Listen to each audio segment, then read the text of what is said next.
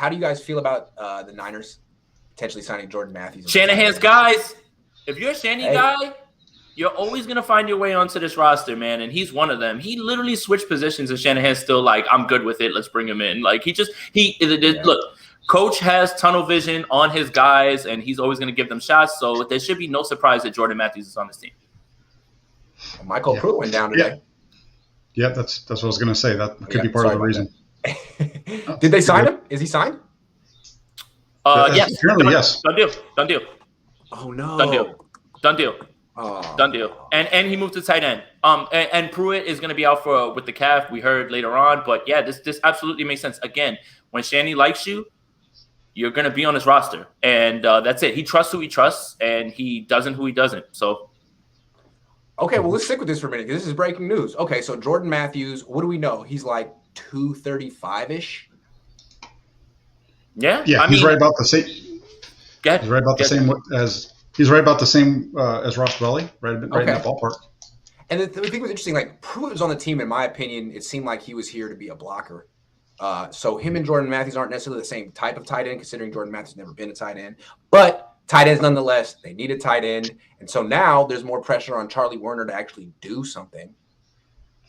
Well, I mean, here's the thing. With Jordan Matthews, he kind of becomes like this chess piece if you want to use him in that way, because you don't have to you're not using him as a blocker. If Jordan Matthews is on the field, he's not on there as a blocker. You can split him out and, close to the line, at tight in the slot, those type of things. But I just feel like the move to tight end is a move in like name only, because that's all he can really offer is like intermediate, those tough catches for like first downs and such. But again, when Shanny likes you, and he likes what you bring to the team, you're always going to find your way onto this roster. And that's the same thing that happened with Jordan Matthews here. Well, congrats, Jordan. I'm glad we could talk about you. I'm looking forward to covering you again for like the 18th time. Sorry. He's back, baby. He's back. Hollyworld says, why do you guys think the Niners are working all the DNs out but not looking at Houston? They like that. Listen, they have a good rotation. Ebukam was out there with the ones. They showed him at the line, and then he dropped back and those things. It wasn't during 11-on-11s, but I think they like what they have. And I think that the 49ers right now are using this training camp to evaluate what they have.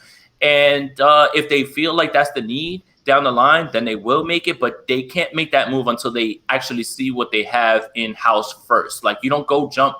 And I know Justin Houston's a name, and I know that he can jump in and contribute immediately. But I think that the way that they're doing things is that they want to evaluate what they have inside, and they feel really good about this defensive line.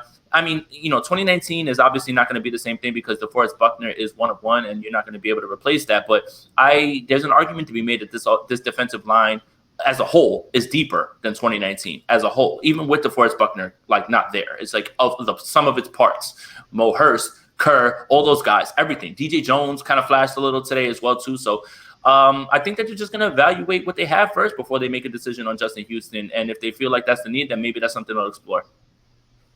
Yeah. Plus they have D Ford. When the Justin Houston thing was really being talked about, at that point, none of us thought D Ford was going to be on the roster or somebody that could be even a chess piece potentially. So like Jason said, they're going to kind of let this thing play out, and Ford's part of that, letting it play out and see where he is and if he's going to be a guy that's going to be able to contribute. Yeah, I mean, it's fair to mention that Ford was out there practicing today and Bosa wasn't. Now, and he was out there. And he was out there with the ones. So when they came out and in the beginning, because that's what I was looking for in the beginning. It's like, okay, who's taking Tart's spot? Right. Tavon Wilson was out there, and then you saw Tim Harris on the other side. But D Ford was out there right away. He wasn't doing 11-on-11s, but he was out there for the first half of the practice, and Bosa wasn't. He went through all the drills and looked good. So he's healthier right now than Nick Bosa. It's just something to keep in mind.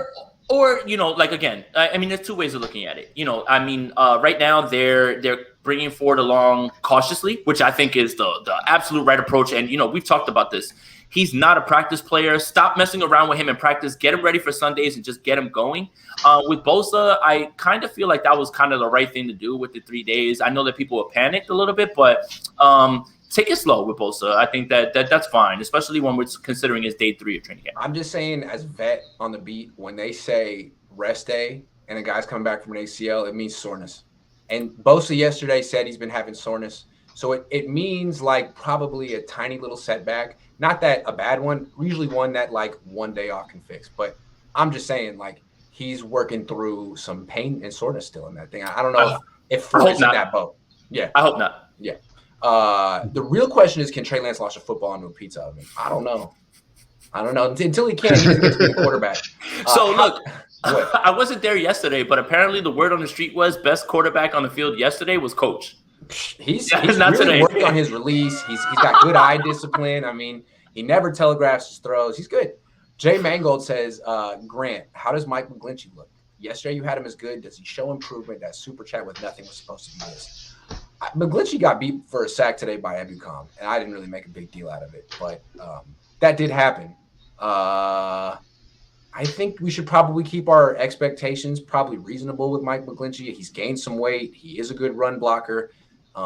He's not going to be an elite pass. If he were an elite pass protector, he'd be a left tackle right now, and Trent Williams would be making quarterback money. So I think it's be just reasonable with our expectations for McGlinchey. What do you guys see with McGlinchey? He seemed fine. He looked good to me for the most part. I know that they were giving up some pressures, but Ebicom's had a really good day today. The defensive line as a whole, from what I saw today, had a really good day. I think they dominated, and even Kyle Shanahan kind of alluded to that in his press conference about the defense getting the better of the offense.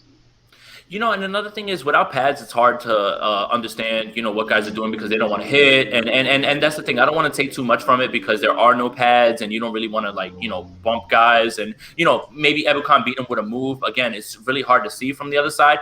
But, the defensive line did have a good day today. You saw Trey Lance leave the pocket but also throw the ball. And Jimmy Garoppolo even had, a little bit of crowding around him while he had to step into the pocket. So, yeah, they did. But, I guess for me as a camp newbie, I kind of want to see what happens when pads go on, when guys are allowed to really put their weight into certain things before I can make any judgment. Feel you. What up, Grant? You think they'll keep 3 quarterbacks on the roster, and who you think will edge it out? What do you guys think? All right. At this point, is it fair to say that what's his name?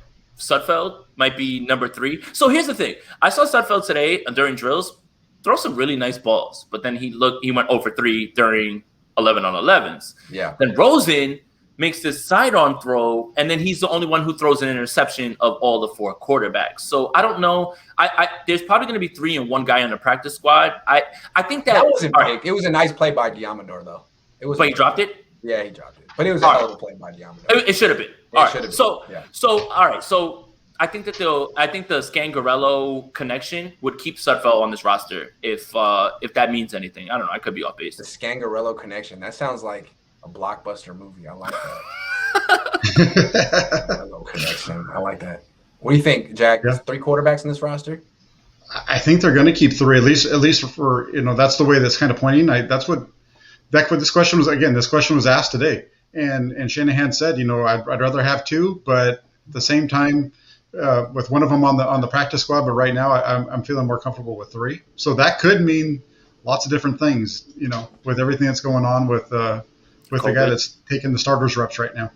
I'm gonna give a real clear answer. A real clear answer. All right, 3 quarterbacks are gonna make this team. Here's who those quarterbacks are gonna be. Okay. Nate Sudfeld, Josh Rosen, Trey Lance. That's what's gonna happen. It's gonna happen. And Jimmy Garoppolo is going to win 13 games this season for the Indianapolis Colts. Wow. Barry Baller 18 says, Grant, you got bowling IG after the show. You going bowling? Yeah. Mm-hmm. Yeah. I get what he means. Yeah. It's not the best. It's not the best shirt. I'll just put it that way. But I got it at an outlet, which I always like getting at an outlet. I like outlets. You know what I'm saying? It's the jersey. I'm sorry.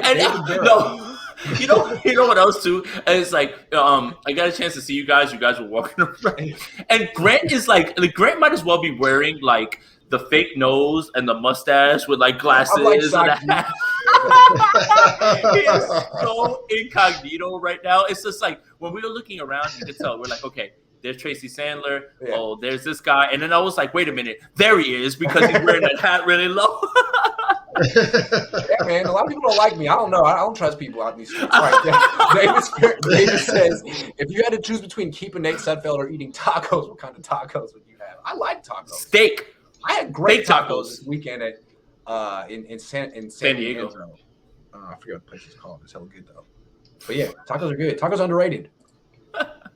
Tony says, does Carson Wentz injury make the Colts a trade destination for Jimmy? Hell yeah! Did I get a hell yeah? Hell yeah! This is what they're waiting for. You can't miss this. Jimmy isn't going anywhere. Yeah, all right, Jeremy.